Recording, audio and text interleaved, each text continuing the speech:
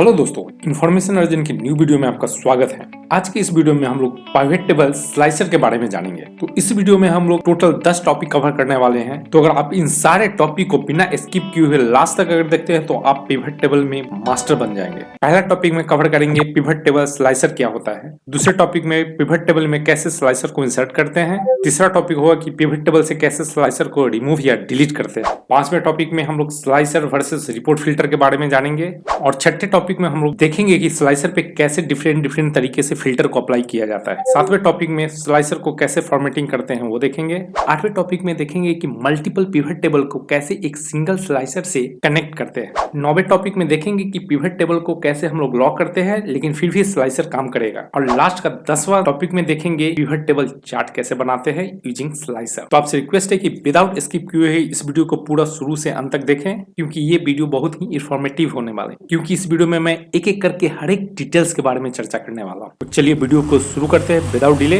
तो pivot table में slicer क्या होता है, आप देख सकते हैं कि यहाँ पे मैंने एक ऑलरेडी पिवट टेबल बना के रखा है। और यहाँ पे जो आपको पैनल दिख रहा है ये कैटेगरी का है और कैटेगरी में यहाँ पे ये स्लाइसर है, इसी को स्लाइसर बोलते हैं। तो यदि पिवट टेबल में हमें कोई भी फिल्टर अप्लाई करना होता है तो हम लोग क्या करते हैं, यहाँ पे जाते हैं ड्रॉप डाउन में से और यहाँ से फिल्टर अप्लाई करते हैं। तो आप देख सकते हैं मैंने यहाँ पे एक स्लाइसर इंसर्ट किया है जहाँ पे कैटेगरी का स्लाइसर है। अगर हमें फिल्टर अप्लाई करना है तो मैं अगर फर्नीचर का देखना चाहता हूँ तो अगर मैं फर्नीचर पे क्लिक करूँ तो आप देखेंगे यहाँ पे सिर्फ फर्नीचर का ही सब कैटेगरी दिखेगा। अगर ऑफिस सप्लाईज पे क्लिक करूँ तो सिर्फ ऑफिस सप्लाईज का ही यहाँ पे दिखेगा। तो स्लाइसर की मदद से हम लोग पिवट टेबल पे विजुअली फिल्टर अप्लाई करते हैं। तो स्लाइसर की मदद से हम लोग पिवट टेबल पे बहुत ही आसान तरीके से फिल्टर को अप्लाई कर सकते हैं। अब पिवट टेबल में कैसे स्लाइसर को इंसर्ट करते हैं, तो इसे इंसर्ट करने का दो तरीका है। तो सबसे पहले पिवट टेबल में स्लाइसर इंसर्ट करने के लिए आपको पिवट टेबल के किसी भी सेल को सिलेक्ट करना पड़ेगा। पहला तरीका है इंसर्ट टैब में जाएंगे और आपको यहाँ पे फिल्टर सेक्शन में मिलेगा स्लाइसर, इस पे क्लिक करेंगे तो यहाँ पे इंसर्ट स्लाइसर का एक पेन ओपन होगा और यहाँ से भी आप स्लाइसर इंसर्ट कर सकते हैं। और दूसरा तरीका है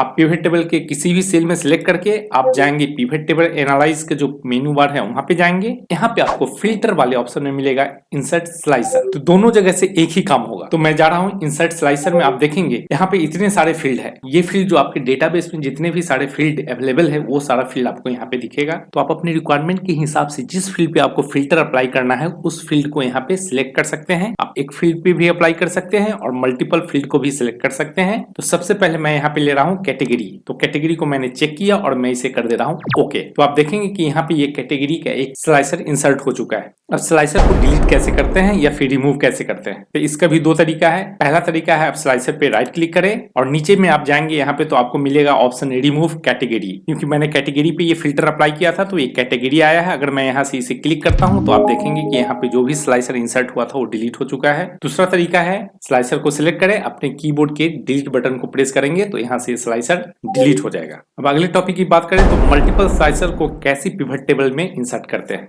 तो फिर से मैं पिवट टेबल के किसी भी सेल को सिलेक्ट करूंगा, उसके बाद जाएंगे पिवट टेबल एनालाइज में, यहाँ से जाएंगे इंसर्ट स्लाइसर में। इस बार मैं चाह रहा हूँ कि कैटेगरी एंड सब कैटेगरी दो स्लाइसर को इंसर्ट करूँ। तो मैं एक बार में ही दोनों को चेक बॉक्स के क्लिक करके मैं इसे ओके कर सकता हूँ, या फिर मैं एक कैटेगरी को मैं पहले कर लूंगा फिर से मैं जाकर सेकेंड टाइम में सब कैटेगरी को करूंगा। दोनों तरीका है। तो मैं यहाँ पे एक बार में ही दोनों चेक बॉक्स को सिलेक्ट किया है और उसके बाद मैं ओके कर दिया हूँ। तो आप देखेंगे कि यहाँ पे दो स्लाइसर आ गया है, एक पहला कैटेगरी का और एक दूसरा आ गया है सब कैटेगरी का। अब वन बाय वन करके कैसे मल्टीपल स्लाइसर को इंसर्ट करते हैं वो देखते हैं। फिर जाकर पिवट टेबल में किसी भी सेल को सिलेक्ट करेंगे, जाएंगे पिवट टेबल एनालाइज में, इंसर्ट स्लाइसर और यहाँ पे मैं ले रहा हूँ कैटेगरी फर्स्ट करके मैं ओके कर रहा हूँ। तो आप देखेंगे कैटेगरी का स्लाइसर यहाँ पे ऐड हो चुका है। फिर से जाना पड़ेगा पिवट टेबल को सेल को सिलेक्ट करना पड़ेगा। इसके बाद जाएंगे पिवट टेबल एनालाइज में, फिर से इंसर्ट स्लाइसर में जाएंगे और यहाँ पे जाकर सब कैटेगरी को सिलेक्ट करेंगे और इसे मैं कर दे रहा हूँ ओके। तो देखेंगे सब कैटेगरी का भी यहाँ पे स्लाइसर ऐड हो चुका है।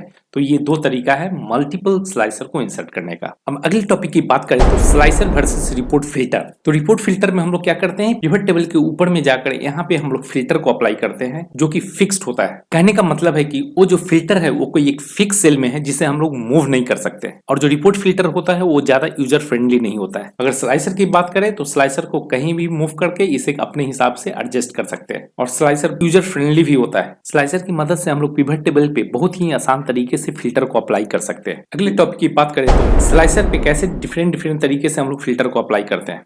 तो अगर मैं कैटेगरी का बात करूं, अगर मैं यहाँ पे जाकर फर्नीचर पे क्लिक कर रहा हूं तो आप देखेंगे सिर्फ फर्नीचर का ही डेटा मेरे को यहाँ पे दिख रहा है। वैसे ही ऑफिस सप्लाईज पे क्लिक करूं तो सिर्फ ऑफिस सप्लाईज का दिखेगा, और टेक्नोलॉजी पे क्लिक करूं तो सिर्फ टेक्नोलॉजी का डेटा दिखेगा। और एक चीज आप गौर किए होंगे, ये दो स्लाइसर यहाँ पे इंसर्ट किया गया है, तो दोनों स्लाइसर एक दूसरे से इंटर रिलेटेड है। कैसे, मैं आपको दिखा रहा हूँ।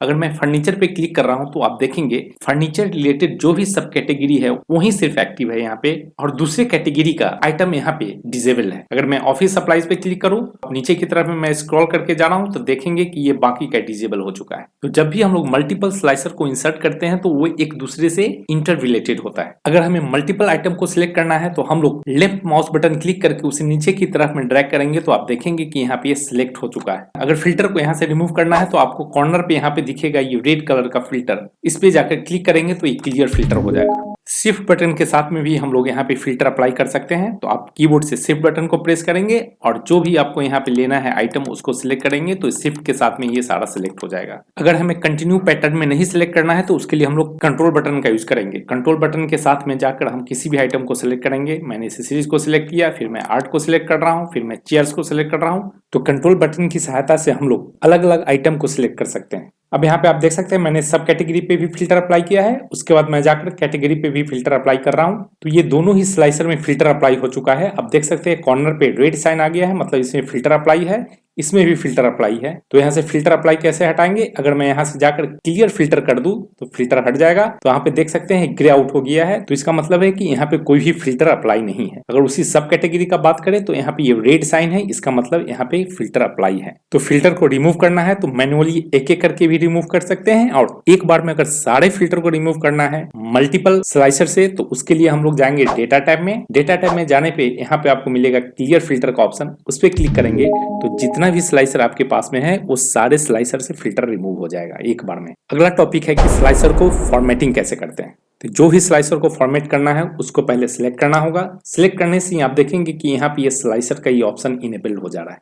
अगर मैं बाहर क्लिक करूं तो देखेंगे कि यहाँ से स्लाइसर का वो जो ऑप्शन आया था मेनू बार वो यहाँ से गायब हो चुका है। तो सबसे पहले हम स्लाइसर को सिलेक्ट करेंगे, उसके बाद इस स्लाइसर वाले ऑप्शन में जाएंगे। यहाँ पे जाएंगे तो ये सारा ऑप्शन आपको मिलेगा यहाँ से फॉर्मेटिंग करने का। तो सबसे पहले हम लोग चले जाते हैं स्लाइसर सेटिंग में। स्लाइसर सेटिंग में क्लिक करने के बाद आपको यहाँ पे ऑप्शन मिलेगा पहला स्लाइसर का जो भी हेडिंग है। अगर मैं इस स्लाइसर का बात करूं तो टॉप में आपको जो कैटेगरी दिख रहा है ये स्लाइसर का हेडिंग है। अगर यहाँ से मैं इसे अनचेक कर दूं डिस्प्ले हेडर तो ये स्लाइसर यहाँ से हेडिंग चला जाएगा। मैं इसे करके ओके कर रहा हूं तो आप देखेंगे हेडर यहाँ से चला गया है। तो फिर से मैं इसे चेक कर दे रहा हूँ। उसके बाद स्लाइसर में जो भी आइटम है उसको सॉर्टिंग कर सकते हैं आप अपने हिसाब से। तो ये सॉर्टिंग का सारा ऑप्शन यहाँ पे दिया हुआ है। असेंडिंग में रखना चाहते हैं या फिर डिसेंडिंग में रखना चाहते हैं, या फिर आप अपने हिसाब से कस्टम तरीके से सॉर्टिंग करना चाहते हैं। अगले ऑप्शन की बात करें तो ये ऑप्शन आ रहा है यहाँ पे, अगर किसी भी स्लाइसर में डेटा अवेलेबल नहीं है तो उसको कैसे हाइड कर सकते हैं। एग्जाम्पल के लिए मैं आपको पहले इसे कैंसिल करके मैं एग्जाम्पल दिखा रहा हूँ। अगर मैं फर्नीचर में जा रहा हूँ तो फर्नीचर पे क्लिक करने से ही आप देखेंगे सब कैटेगरी में फर्नीचर में जो जो भी ऑप्शन नहीं यहाँ पे आ रहा है वो डिजेबल हो जा रहा है। तो अगर आप चाह रहे हैं कि नहीं ये डिजेबल नहीं हो, ये आइटम ही यहाँ पे नहीं दिखे, तो उसके लिए इस सब कैटेगरी स्लाइसर को सिलेक्ट करेंगे, फिर जाएंगे स्लाइसर सेटिंग में। बॉटम कॉर्नर में आपको एक ऑप्शन मिलेगा hide item with no data.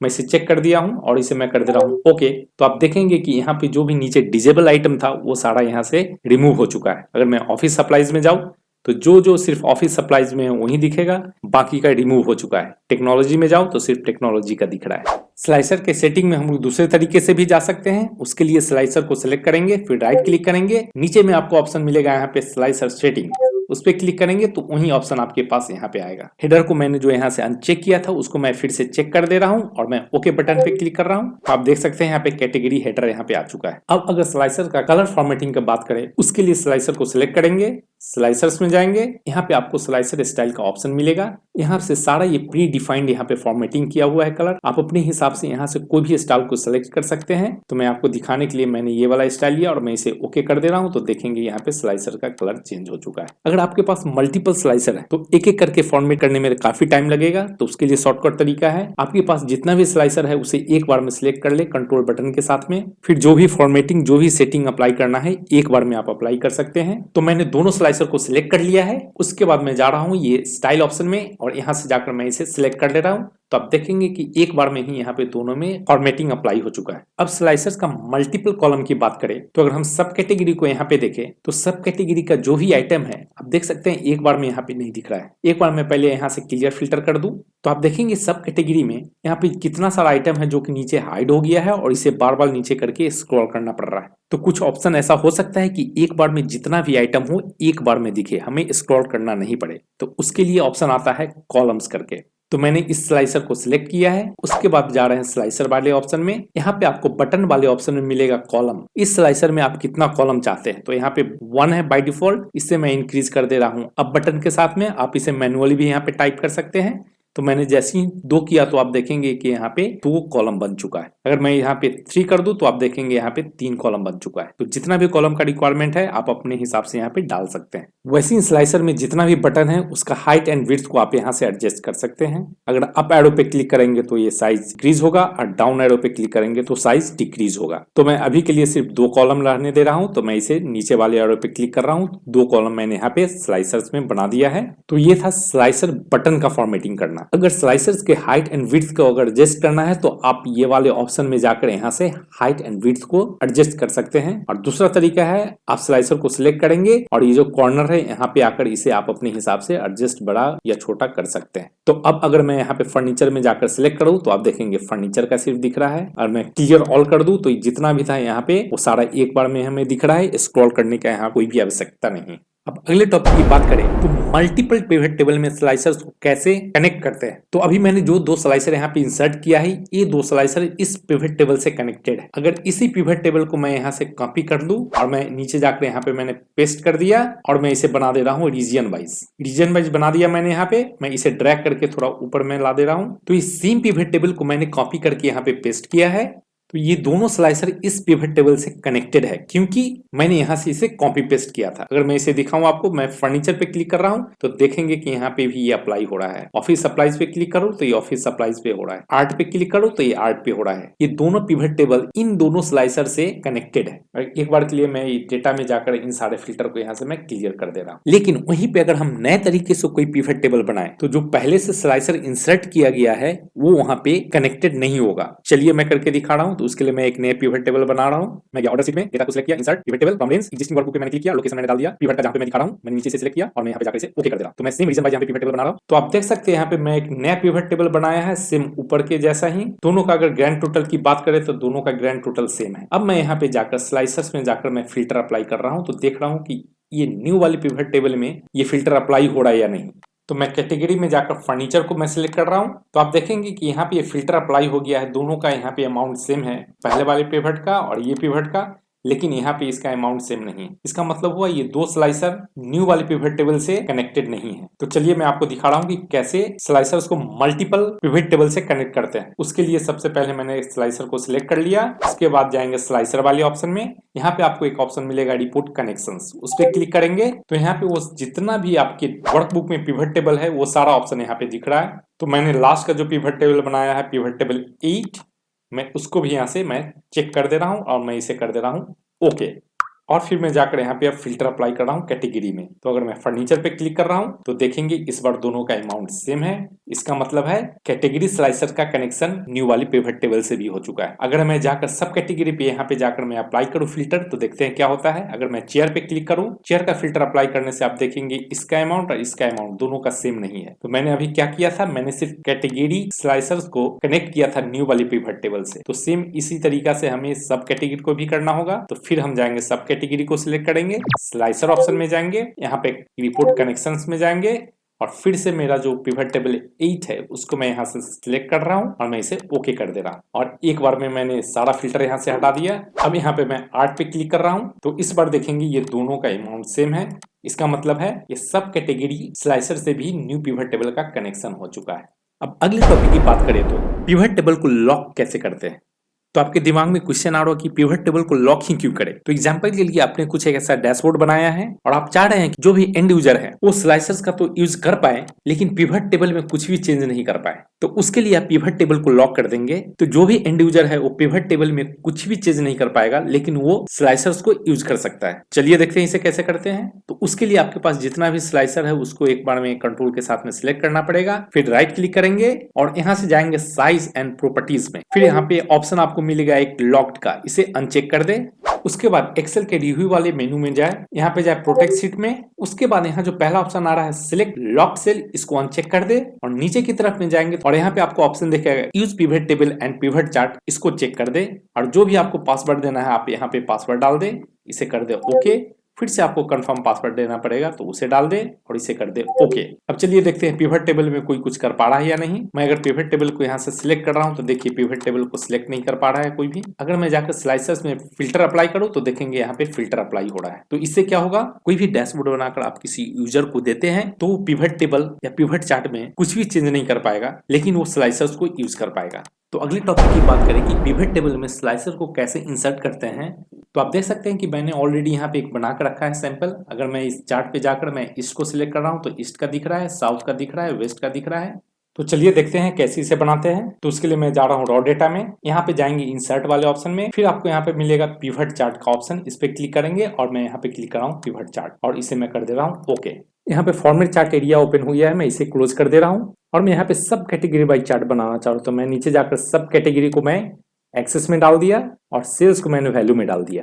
तो ये मेरा चार्ट यहाँ पे रेडी हो चुका है। अब यहाँ पे जो दो बटन है इसको मैं यहाँ से रिमूव कर दे रहा हूँ, तो उसके राइट क्लिक करेंगे, नीचे में आपको मिलेगा option hide all fields button, इस पे क्लिक कर देंगे तो जो भी बटन था वो हाइड हो चुका है। अब जाएंगे फिर से इंसर्ट स्लाइसर में और यहाँ से मैं रीजन को लेना चाह रहा हूँ तो मैंने रीजन को लिया और मैं इसे ओके कर दे रहा हूँ। तो ये स्लाइसर यहाँ पे इंसर्ट हो चुका है। अब मैं इसे एडजस्ट करूंगा तो इसके लिए पहले मैं इसे 4 कॉलम में डिवाइड करूंगा। तो मैंने इस स्लाइसर को यहाँ से सिलेक्ट किया है। उसके बाद मैं जा रहा हूँ स्लाइसर ऑप्शन में और यहाँ पे मैं कॉलम में इसको कर दे रहा हूँ 4 एंटर। तो ये मेरा 4 में यहाँ पे डिवाइड हो चुका है। अब मैं इसे अपने हिसाब से एडजस्ट कर ले रहा हूँ और मैं यहाँ से हेडिंग को यहाँ से अनहाइड कर दे रहा हूँ। तो इसको मैं सिलेक्ट किया, स्लाइसर सेटिंग में जा रहा हूँ और यहाँ से डिस्प्ले हेडर को अनचेक कर दिया और मैं इसे ओके कर दिया और मैं इसे एडजस्ट थोड़ा कर दे रहा हूँ। अब मैं इस पे क्लिक कर रहा हूं तो आप देखेंगे यहाँ पे फिल्टर अप्लाई हो रहा है। बाकी का जो भी फॉर्मेटिंग अप्लाई करना है आप कर सकते हैं। तो इन सारे तरीके से हम लोग pivot table and pivot chart में स्लाइसर्स को इंसर्ट कर सकते हैं। उम्मीद करते हैं कि आपको ये वीडियो पसंद आया होगा। अगर वीडियो पसंद आया है तो वीडियो को लाइक करें और चैनल को सब्सक्राइब करें। तो आज के वीडियो में इतना ही, फिर मिलते हैं अगले वीडियो में किसी नए टॉपिक के साथ। तब तक के लिए धन्यवाद।